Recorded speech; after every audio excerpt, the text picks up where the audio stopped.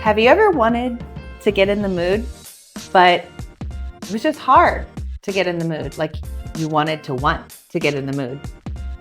What if there was something you could do to prime your brain, to prime your emotions, to prime your body, to help make that easier, smoother, more fun? If you're interested in that, stay tuned, because we're going to talk about that today. This is the Road to Happiness podcast. We're your hosts, Josh and Cassie Spurlock, and we want to thank our sponsor, My Counselor Online, a leading provider in Christian counseling online. I'm excited. I love this chapter. I think this is a super fun, practical chapter that I don't hear a lot of people encouraging or talking about. So I rejoice that we can. You need to take your thoughts captive. Right. And you need to take your thoughts captive. And I think that's what we're going to talk about today. You get a car and you get a captive thought and you get a captive thought. But probably different than you're thinking. Yeah. Like, for a lot of us, that catchphrase of taking your thoughts captive, is like, banging a buzzer on a game show to stop an impure thought. You're like, take captive, take it captive. Sort of. I'm just waiting for a point later where Josh is saying something and I can just insert game show noise here.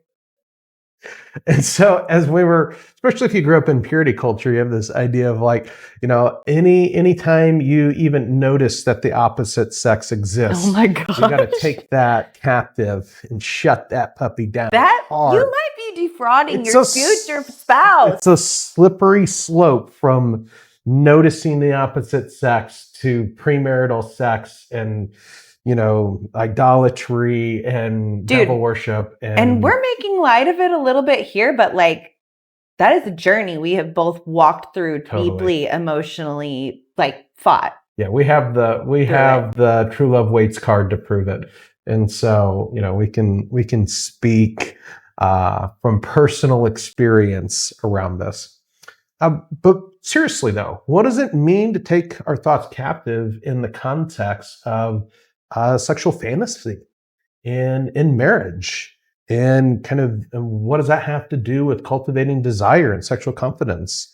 Like that's what we want to dive into, because the context in Corinthians around taking your thoughts captive isn't about shutting down every sexual thought that you have. Instead, what it's about is aligning your inner world with the heart of God. And the heart of God is for your sexual pleasure and intimacy in your marriage. That your thought world and your thought life is a powerful, powerful tool for cultivating sexual confidence and sexual desire and really enriching your sex life. Because, let's just do a check. We did this in a couple episodes ago, but people might be new. They might not know this, and so I think it warrants revisiting. Okay.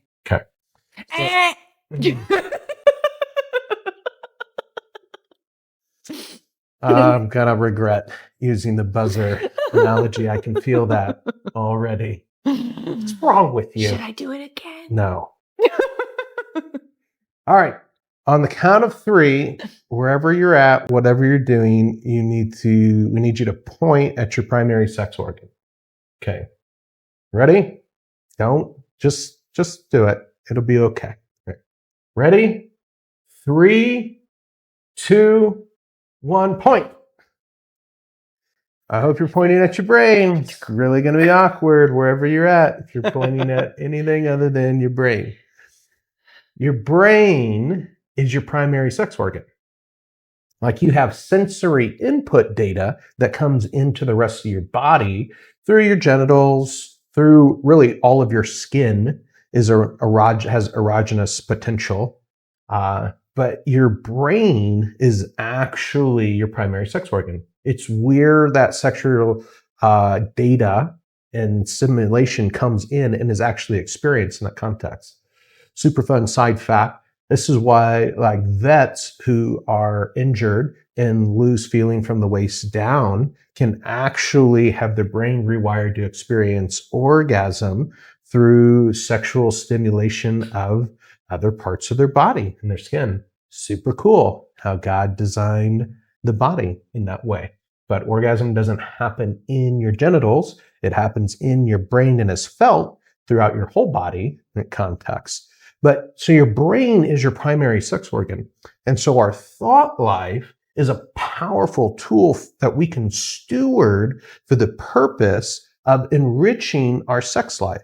And when we steward our sex life towards the cultivation of sexual desire and sexual pleasure and sexual confidence with our spouse, it's God honoring. It pleases the Lord. It is using the resources that He's given us for the benefit of things that He cares about and values. Are we saying that God is for your fantasizing about your spouse? Absolutely. 100%. Not only is He for it, but He actually wired it into your body to be like that. He gave us these imaginations that actually prime our bodies to respond a certain way. We can imagine ourselves being confident. We can imagine ourselves enjoying a certain sexual experience with our spouse. We can imagine what we would say in a certain situation or what we would want to respond in a certain situation. And that is so cool because then when we get to that in the actual situation, our brain thinks, oh, I've been here before. I know what to do. Totally. There's a muscle that's cultivated. Like you have the ability to practice sexual confidence in fantasy in a way that translates into actual confidence in the bedroom. It's actually one of the most powerful tools at your disposal for building sexual confidence.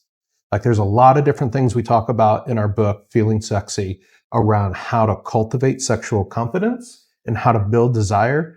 But one of the most powerful tools in the toolbox that you can reach for, that God wired into you, is the use of your imagination and the use of fantasy to cultivate a sexually confident identity that can then show up in the bedroom in a way that is amazing and rocks the socks off of your spouse, but also just enables you to enjoy the fullness of your sexual experience the way God gifted you to be able to do.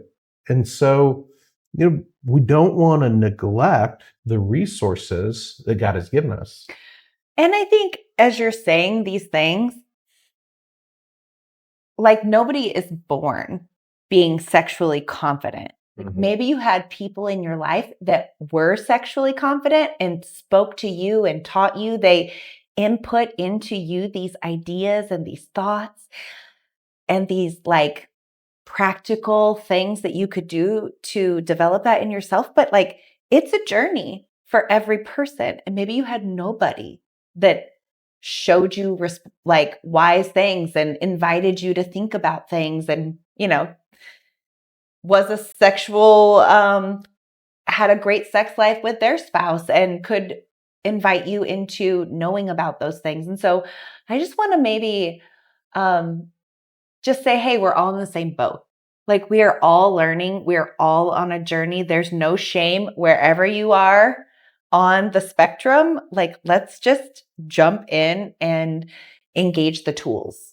I love how you describe sometimes, just your heart for the ladies that are, watching, listening, taking this in, the sense of wanting to be an older sister or younger sister. Like, come sit at my table. let's have some coffee and let's talk about sexual fantasy here. Yeah. And how it can really enrich your sex life. Yeah. Because who's talking about that? And it's such a powerful and valuable thing that God has given us that it's there. We just don't know about it. So I'm like, everybody should know about it. Totally. I think it's a holy thing. It really is, that we have the capacity and we have this powerful tool because God designed it into our nervous system. It's a gift from Him. It's not something accidental. It's not something that, somehow man invented and installed into the body. It is the result of Jesus's purposeful design, and it is intended to be harnessed and stewarded in a way that brings about His purpose for our sex life, which is to enjoy a passionate, mutually fulfilling, enriching relationship with our spouse. Like, it's intended for that purpose. And for many of us, the imagination, particularly when it comes to like sexual thoughts, sexual fantasy, it's like growing cobwebs in the corner. Like, it is locked down in a safe somewhere that we, lost the keys to somewhere, in a youth group, decades ago. Yeah. Right? When we were trying to be intentional about honoring God and honoring our future spouse and stewarding things. Yeah. There's a real sinister plot of the enemy at play within some of the purity culture dynamics, where our love for the Lord and our want to be honoring to Him have motivated some teaching that actually sabotage the very beautiful gift that God desired for us to have. And as well-intentioned as it was, it has been devastating to many sex lives, that many a couple. And I just want to say, I see, if that's you, I see your heart to honor God. And I want to make sure that that is in the room. Like, you didn't do anything wrong. You're not broken. You didn't screw up. You didn't miss out on something that you should have figured out. Like, I'm just cheering you on, and that you were earnest in your desire to please your King. And it's sad that that didn't go the way, that there were missing pieces of that in your desire to please the King. And so I just want to invite you into this next new season with new information, and just make sure that we're not throwing shade on this younger version of ourselves that I'm proud of. Yes. And so is our King. He sees your heart. Yes. He sees your heart, and He's inviting you into a new season. He's inviting you to a season where He can redeem and restore what the locusts have eaten, that He's able to bring beauty out of ashes. That is His thing. And He's able to gift you and grace you with the sexually vibrant relationship and experience that He's always intended for you to have, that it's always been in His heart that you would experience. And then I think deep down, because we have the Thrive Drive, we have His Spirit in us, we know that there is something more, that there is something bigger, that there is something more robust and exciting and passionate. And we're like, okay, the world says that that's true, but we don't want their version of it. We want God's holy version. And I just want to affirm that we feel that because that's real, because He wired that into us. Right. Yes. What we're talking about is chapter 13 in our book, Feeling Sexy, where it's really about fantasy and using our imagination in a way that enriches our sexual relationship, that builds sexual confidence, that builds sexual desire. I want to maybe drill in a little bit and maybe just have you, Cass, share, just some of the practical pieces, just some of the, if you're watching this, you're listening to this, your husband who's going to share this podcast with your wife, or your wife kind of tuning in and leaned in and forgot about whatever else you were doing, so that you could perk your ears up to this tantalizing conversation. What are some just practical ways that a gal listening to this can cultivate the use of her imagination for this purpose? I think the first thing that stands out to me, and as we were preparing for this podcast, to me, the issue has never been, I think fantasizing about my husband is wrong or bad or shut down. Like I didn't have the icky with that. But what I had was taking the time to fantasize is not a good use of my time. Mhm. It's poor stewardship of the responsibility to be productive that the Lord has given me. Mm. And so it's really been a shift. And I think probably in this modern, fast-paced, get it done, check the box culture, I just want to say fantasizing is a fantastic, productive use of your time. Ask your spouse. Yes. And I think as you're thinking about the practical aspects of it, you know, as much as you can be wherever. Like this is a thing that's going on in your brain. And so it's your private thought life. If you're out in public, like there's no shame about thinking about that. Like you're not doing anything defrauding, being awkward. Like you can fantasize and take time to invest in that relationship, in those thoughts to prime your body anywhere. But for me, I prefer to spend time alone. This is me with Jesus also. I'm like in my kitchen with my headphones on. I'm like, there's nobody around, there's nothing, but I just like to take out all the other sensory stuff to give my full attention to it because I'm intentionally practicing building this muscle for the sake of all the things we talked about. And so I love that aspect of it. And I think thinking about it as far as like an investment, anything. Unfortunately, guys, and I hate this, anything we want to be good at takes practice. Anything that we want to grow and bloom and thrive takes intentional time, takes intentional energy. And God gave us this gift of our sex life, of our own sexuality, and our sex life with our spouse to be such a delightful gift. But sometimes we only see like 50% of its potential because that's how much effort we put into the potential. So when I'm thinking of practical things for fantasy, I'm thinking of all these pieces. I want to be alone and think about it. I want to spend time thinking about it. I want to be intentional about what I'm thinking about. What am I trying to build in myself? Do I want to be more confident to wear a certain outfit? And see how that goes.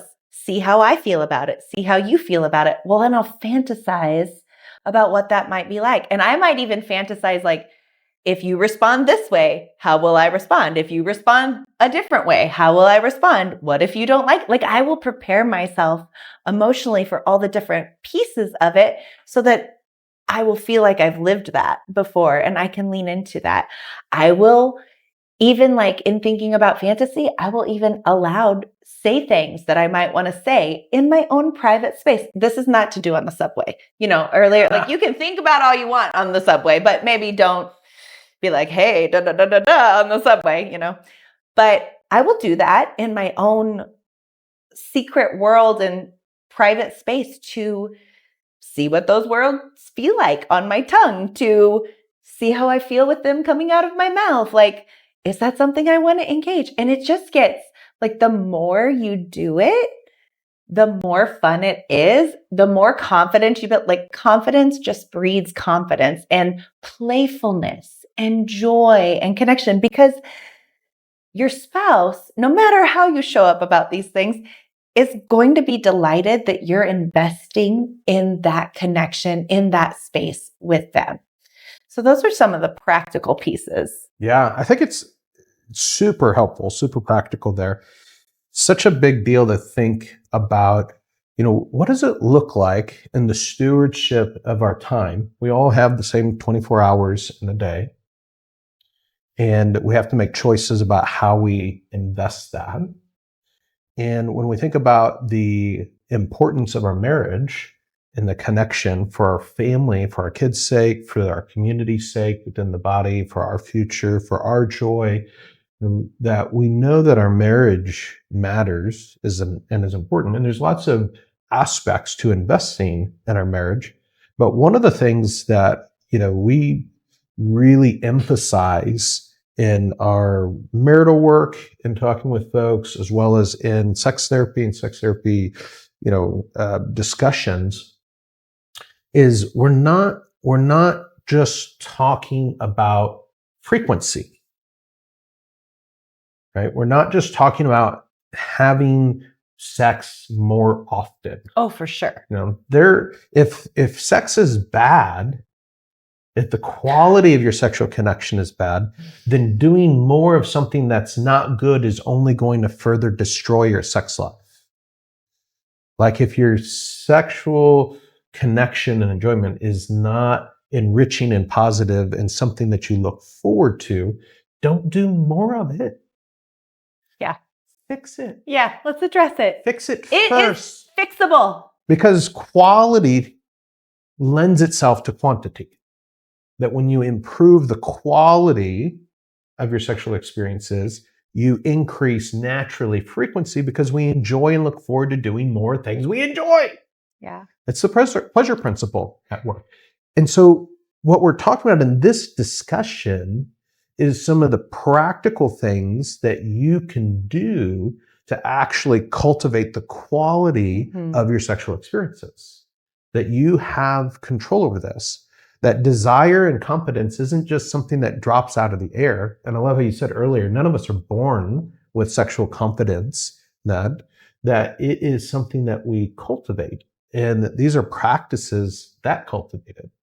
And speaking of practices that cultivated it, if you missed the last episode on chapter 12. Oh, yeah, that's what I was going to mention also as part of the practical things is it actually even more wires your body to be prepared if you engage in self-pleasure while you're fantasizing.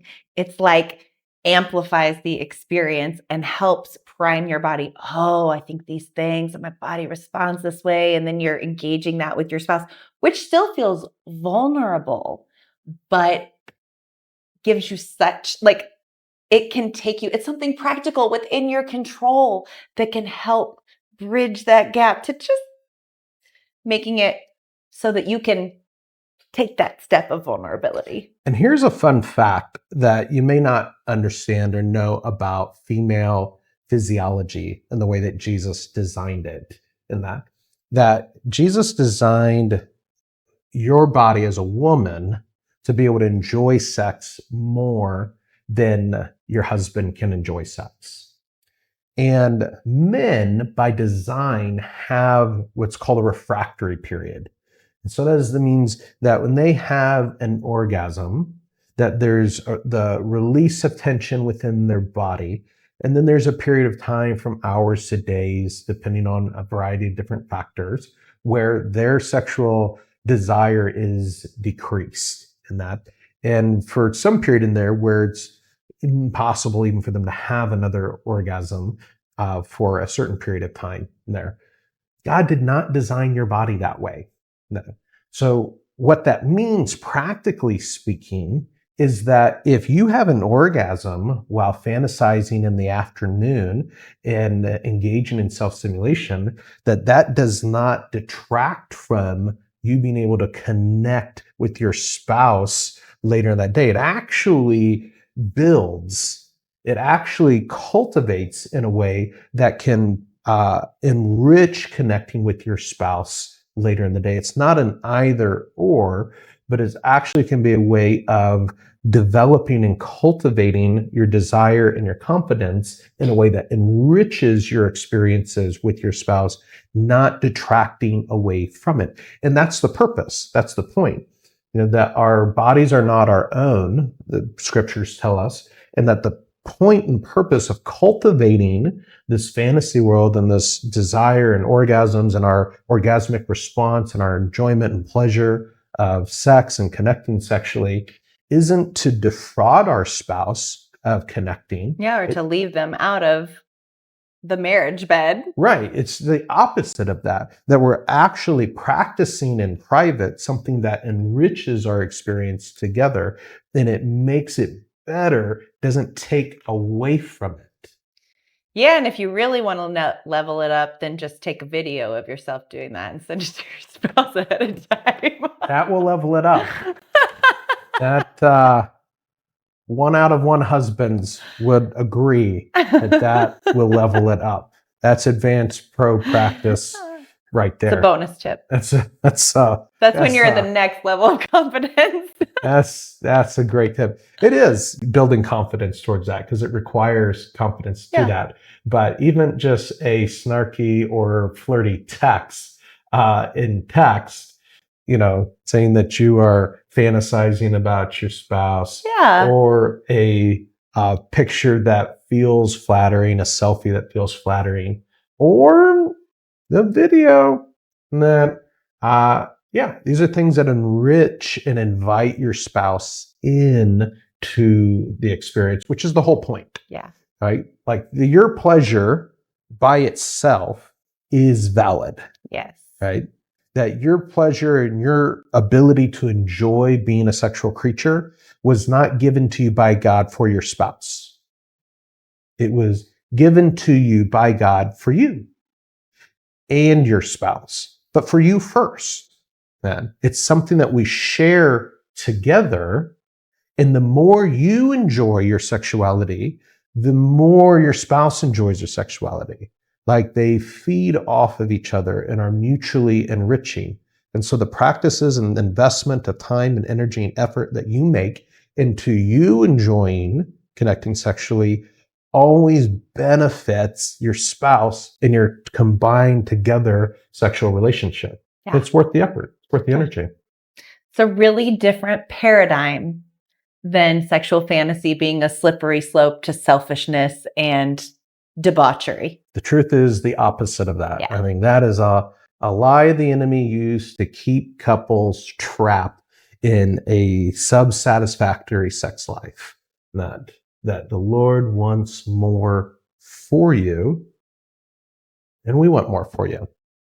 That's why we wrote this book. That's why we're doing this podcast. That's why we're having these conversations, because we believe that our heart is aligned with the heart of God and wanting you to have an amazing, or what we like to say, an amazing sex life. Thanks for hanging out with us. We enjoy learning together. We enjoy putting these together for you. We invite you to leave your questions and comments in the comment section. We'll shoot more videos answering your questions. But yeah, we're looking forward to hanging out with you next time.